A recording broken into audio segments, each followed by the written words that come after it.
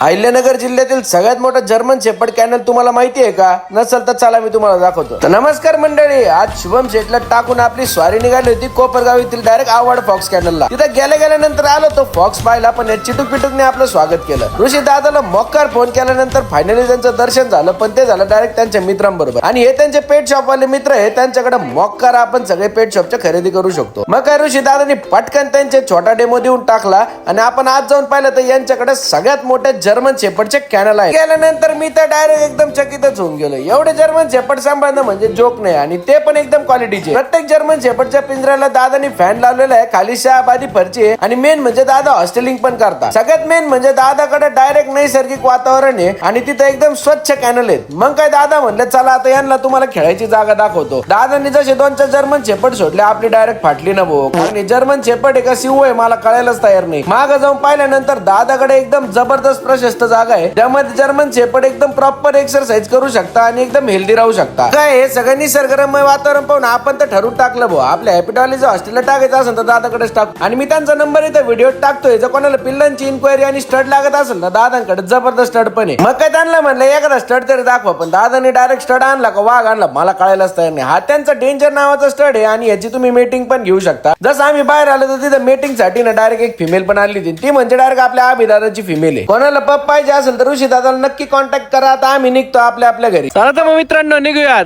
चला, जय श्रीराम. जय श्रीराम.